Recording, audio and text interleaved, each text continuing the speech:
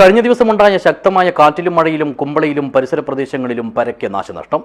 പൊള്ളുന്ന ചൂടിനിടയിൽ പൊതുവിൽ ആശ്വാസമായി വന്നെത്തിയ വേനൽ മഴയാണ് പലയിടത്തും വിനയും വിനാശവും വിതച്ചത്. This news sponsored by Yenepoya speciality hospital, Kodialbail, Mangalore.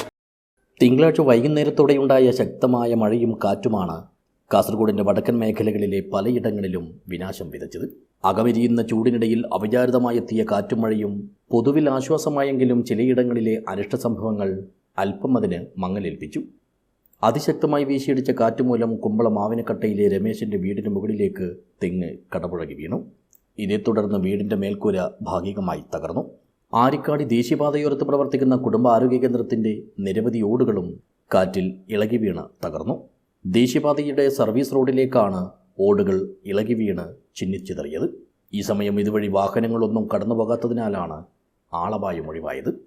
Kanchikatta പാലത്തിന് സമീപം തെങ്ങ് കടപുഴകി വീണതിനാൽ കൊടിയമ്മ ഭാഗത്തേക്കുള്ള ഗതാഗതം ഏറെ നേരം തടസ്സപ്പെട്ടു. ഈ പ്രദേശങ്ങൾ കൂടാതെ ഉപ്പള, ബന്ദിയോട്, ബദിയടുക്ക, കാസർഗോഡ്, ചെമ്മനാട് ഭാഗങ്ങളിലും കാര്യപ്പെട്ട മഴയും കാറ്റും ഇടിമിന്നലും അനുഭവപ്പെട്ടു. News bureau, Uppala.